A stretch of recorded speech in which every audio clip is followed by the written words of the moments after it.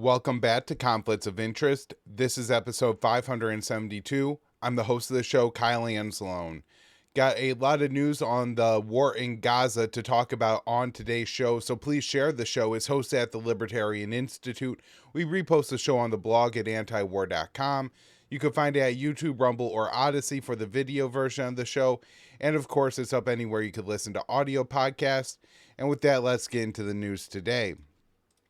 First up here is an article I wrote for the Libertarian Institute on April 9th. 8 experts warn Gaza death toll could exceed 100,000.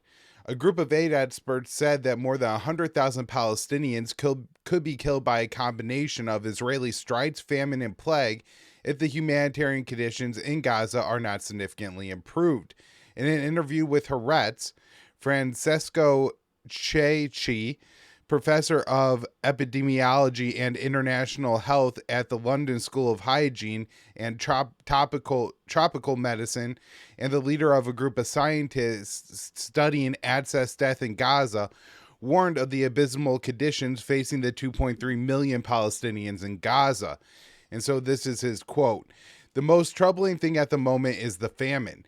If the amount of food entering Gaza remains as it is and does not increase significantly in the coming days, we will reach catastrophic level of starvation. I have been studying humanitarian crisis for 20 years, and I have never seen such rates of starvation. I have also worked in Somalia, and the daily caloric intake per person in Gaza is currently below the minimum during the worst days of the Somali famine. It must be understood. The amount of food currently entering Gaza is insufficient for human survival. Our data shows this. The first cases of death by starvation are already being recorded in the field as well." The team of epidemiologists issued a report that predicted as over 100,000 Palestinian deaths in Gaza. The team said that many of the dead would include those with treatable injuries who lacked access to medical care and medicine needed to treat their wounds. The Gaza death toll will hit the grim milestone in August if the status quo remains, or sooner if Israel moves ahead with the assault on Rafa. In just over 6 months, the brutal Israeli onslaught has killed 33,000 Palestinians and injured more than 70,000. However, the death toll is likely an undercount as thousands of Palestinians remain buried beneath the rubble of the Israeli destruction of the Strip.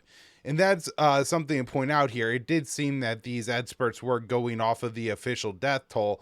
And so I would imagine that the situation is, by some scale worse than they're even predicting at this point. So while the bombs and bullets have killed tens of thousands, experts warn that famine and plague could be far more lethal. After the October 7th attack, the Israeli defense minister vowed to tighten the existing blockade on Gaza, including humanitarian aid to civilians. During its military campaign, Tel Aviv has limited the flow of aid to a trickle. What little assistance enters the Strip is often attacked by Israeli soldiers, with at least 200 aid workers dead amid the fighting. And then, too, there are now hundreds, if not thousands, of Palestinians who have been killed trying to recover either American aid drops or go to sites where aid is arriving in Gaza. The International Monitoring Group on Starvation says over 1 million Palestinians are facing catastrophic food insecurity and predict people will face famine within the next month. Hundreds of thousands are also facing new outbreaks of diseases.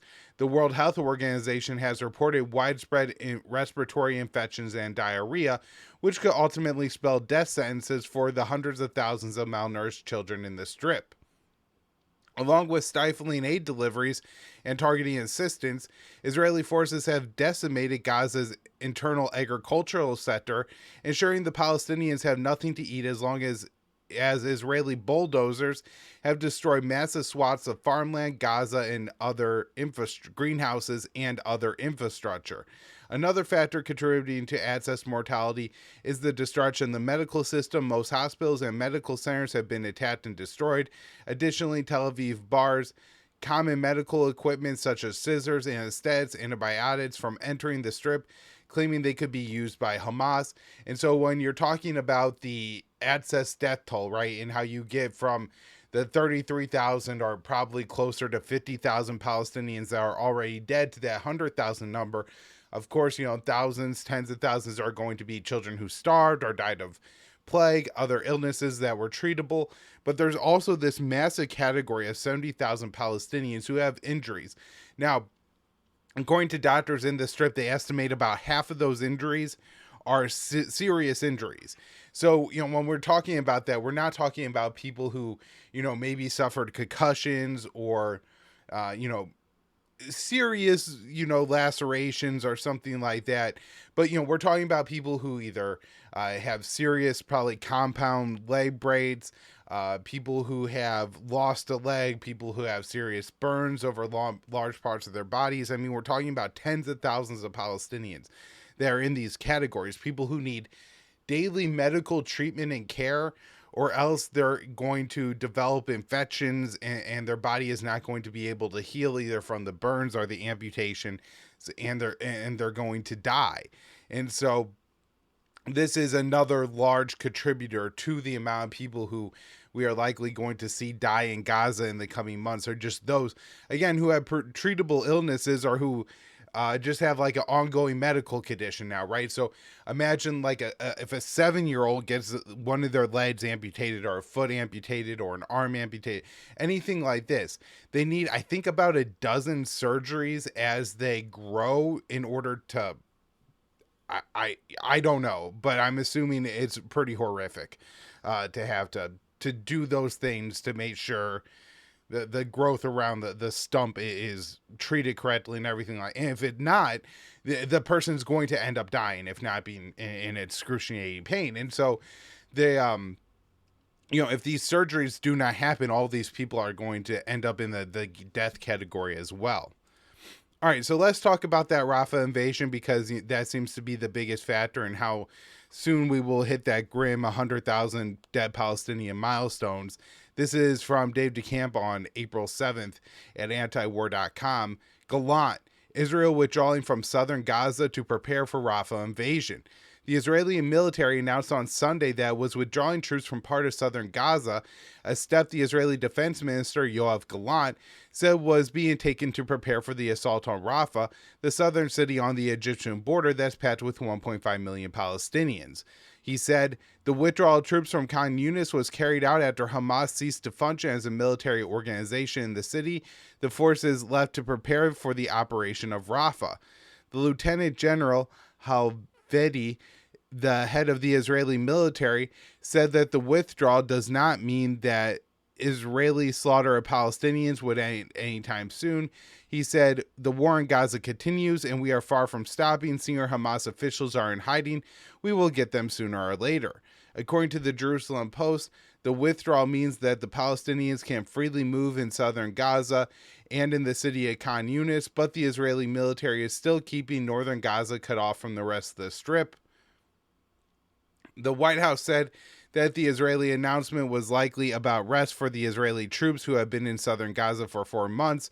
The quote from National Security Council spokesperson John Kirby was, as we understand it, and through their public announcements, it is really just about rest and refit for these troops that have been on the ground for 4 months, and it is not necessarily, as that we can tell, indicative of some new coming operation for these troops, but that is exactly what the Israelis are saying. Now, the other thing to note here is the largest city in southern Gaza, that is Khan Yunis. So if you kind of look, there's, going north to south in the Gaza Strip, you got the populated areas of the north, you got Gaza City, then you got Khan Yunis and Rafah.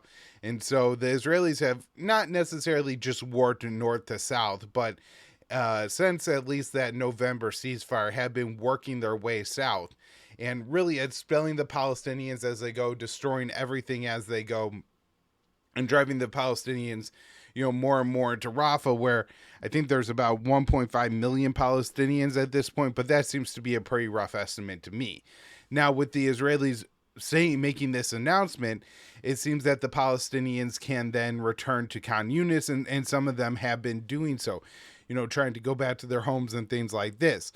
Now, every everyone seems to be reporting that their home has been destroyed, that it has been absolutely looted, and there's essentially nothing left for them in Khan Yunis. I mean, people are saying that they're going to rebuild and things like that, but that effectively everything was destroyed. But worse is that there's just bodies scattered all over the place. There's decomposing bodies. It reeks. I'm sure this is going to lead to a lot more spread of disease and things like that. And so, just mass evidence of Israeli war crimes and all these videos that we've seen emerging over the past couple of weeks where, they just kill people walking in the street and then take some kind of military bulldozer and crudely bury the body, probably drag it across the ground, end up severing limbs and things like that from the body. This is what is now littered on the streets of Khan Yunis and what the people, the Palestinians are returning to, just mass evidence of war crimes. Next up here, Netanyahu says there is a date for the Rafa invasion. So Israeli Prime Minister Benjamin Netanyahu said on Monday that there is a date set for Israel's plans to attack the southern Gaza Strip city of Rafa, but did not share when it would be. Netanyahu said this victory requires entry into Gaza and the elimination of terrorist battalions there. It will happen. There is a date. His comments came a day after the Israeli military withdrew troops from areas of southern Gaza, including the city of Khan Yunis, which was left in ruins. The Israeli defense minister said the purpose of the withdrawal was to prepare for the invasion of Rafah. And so it does seem like Netanyahu is probably making a serious announcement here. It's also important to remember that while Netanyahu is not personally popular among Israelis, and we could get into that polling a little bit here, that his policies are popular. And so 71% of Israelis want Netanyahu to resign and half demand immediate elections. And so according to new polls, 71% say they want Netanyahu to resign now, and half say they want new elections, and those 44% within the coming months, and then 22% said sometime within the coming year.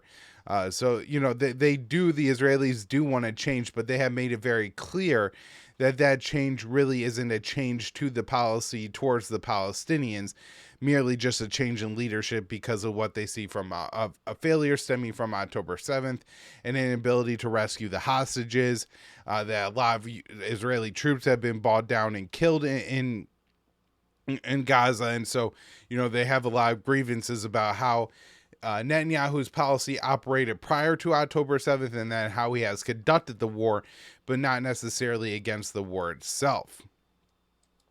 So, remembering back to the 100,000 dead article here, this one's from the Cradle. Israel destroying Gaza's ability to produce food. According to satellite analysis conducted by He Yin of Kent State University, Israel bombing has destroyed roughly 50% of the tree crops and 42% of the greenhouses within Gaza. Yin told Axios that the level of destruction is much higher than other war-affected places that I have studied, such as Chechnya or Syria.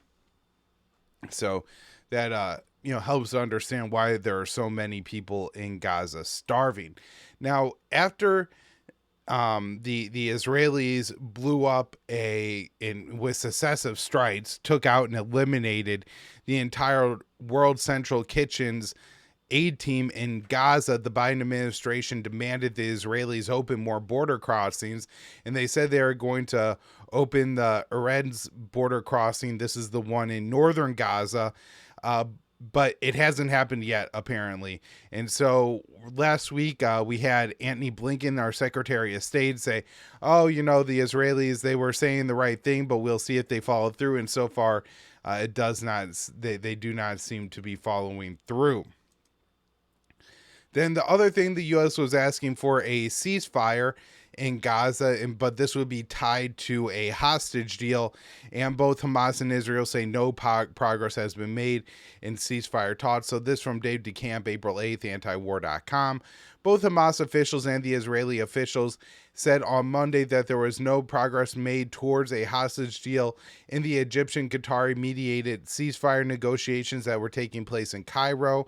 Eli Barkman, a senior Hamas official, based in Lebanon, said the Palestinian group rejected the latest proposal from Israel. He said, "We reject the latest proposal from Israel that the Egyptian side informed us of.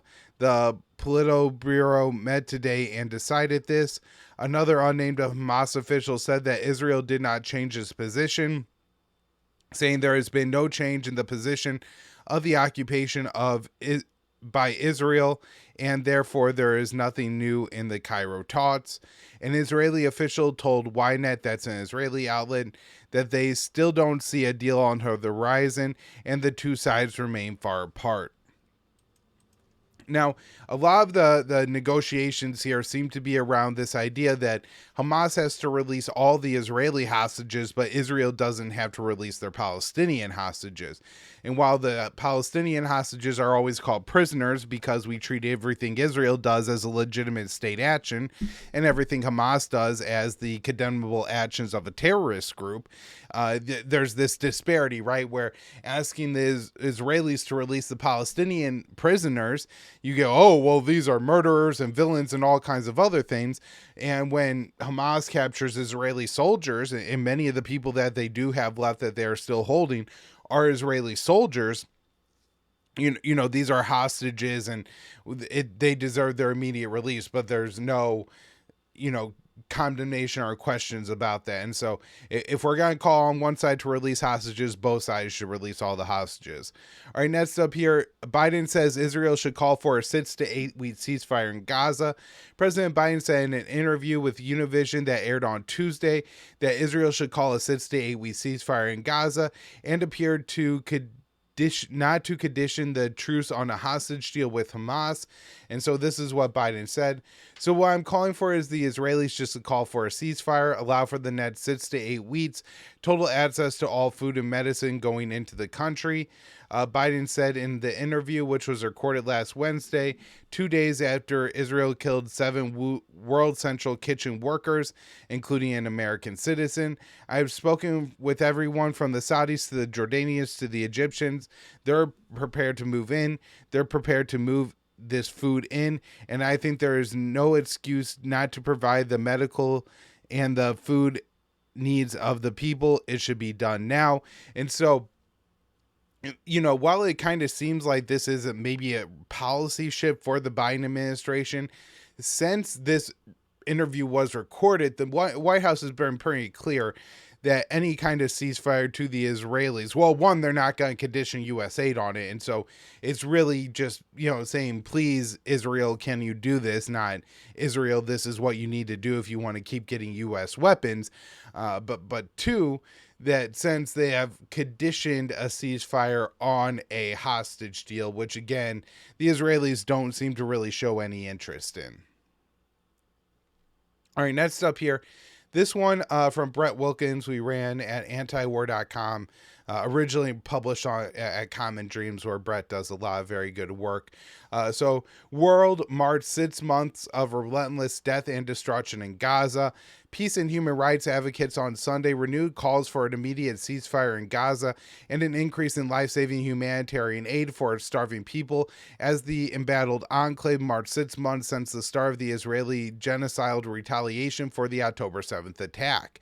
In 6 months of bombardment by air, land, and sea following Hamas's attack that killed more than 1,100 people in Israel, with over 240 people taken hostages, Israeli forces have killed or maimed more than 116,000 Palestinians, including people to believe dead and buried beneath the rubble of hundreds of thousands of bombed out homes and other buildings. Gazans, especially children, are starving to death as Israel severely restricts the amount of aid allowed to enter the strip. Women are burying their newborn babies every day as they have nothing to feed them.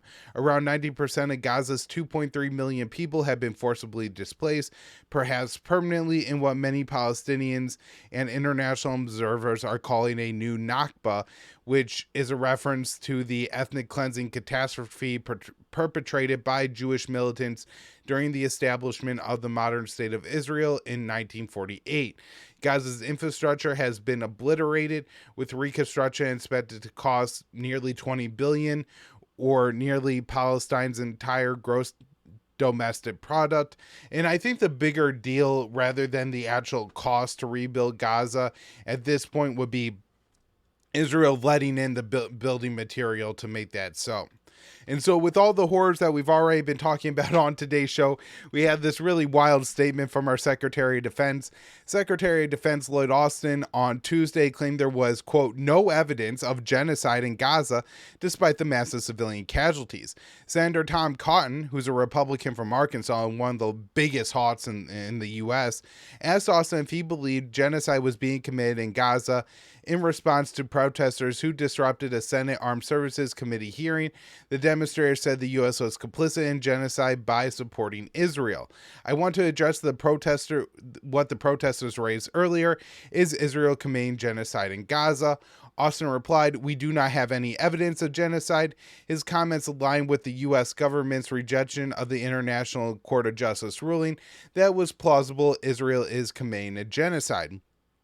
Now, the reason this is so unbelievably absurd is that a huge portion of what evidence for genocide is looking at the statements of the government that is conducting the genocide and seeing if their troops are ordered to conduct a genocide. And we have Lloyd Austin, who constantly touts his relationship with Yoav Gallant, the Israeli defense minister, and says he has talked to him dozens of times since this conflict began.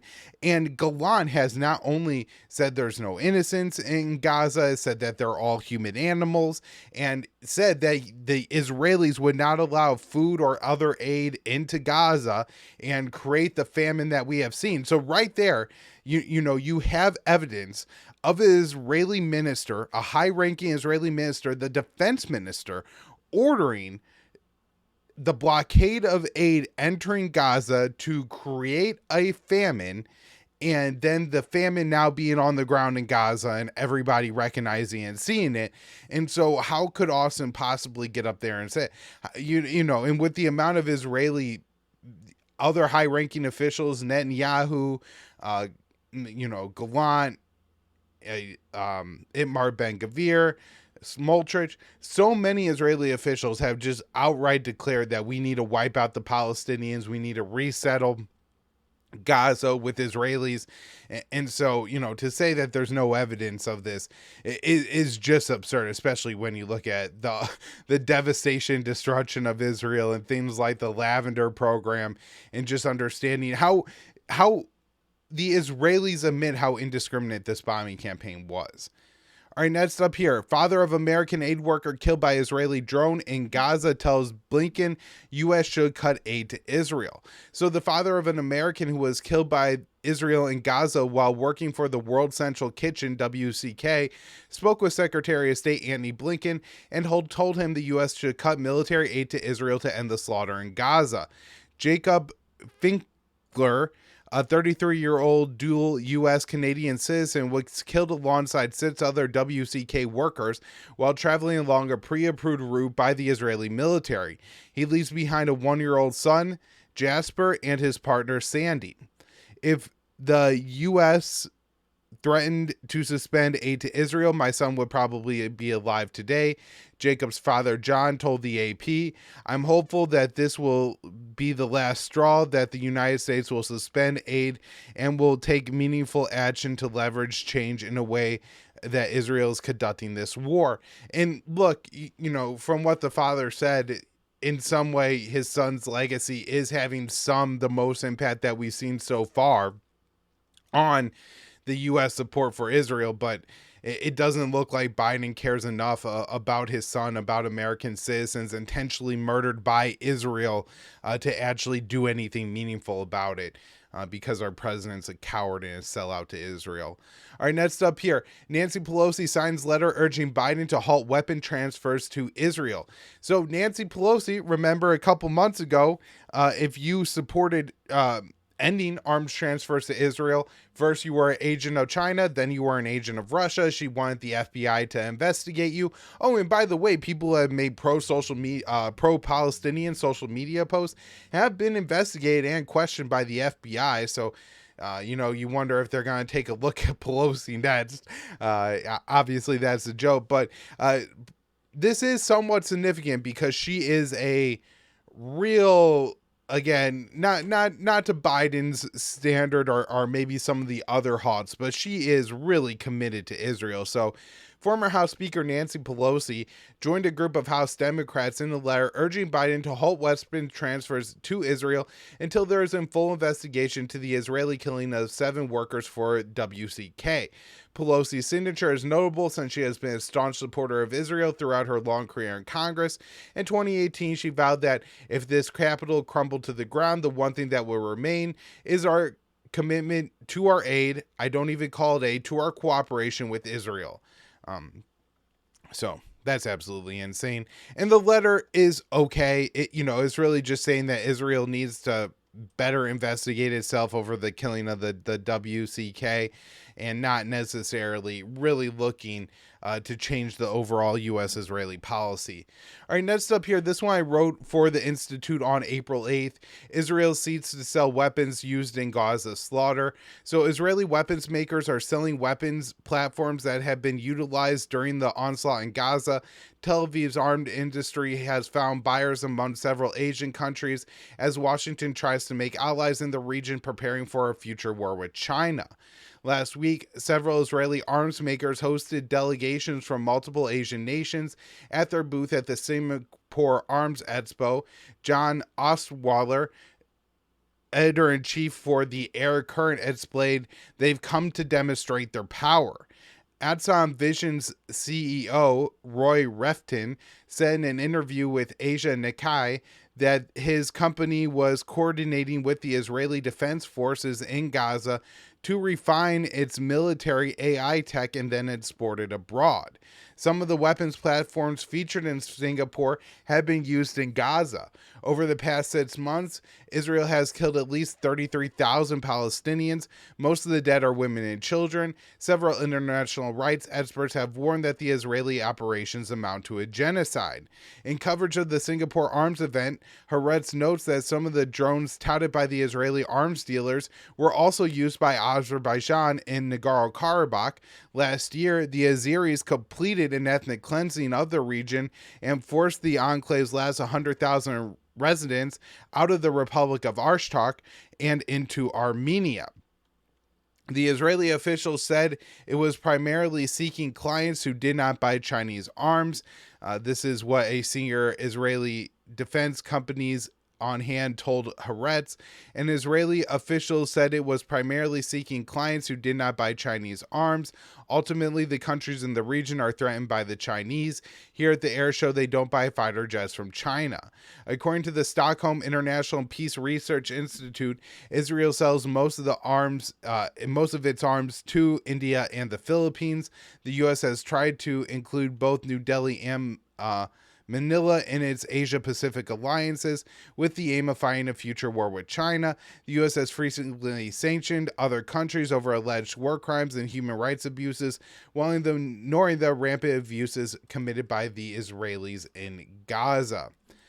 All right, let's talk the war in Gaza, but more on the domestic side here. More than 500,000 Democrat voters protest Biden's support for Gaza slaughter.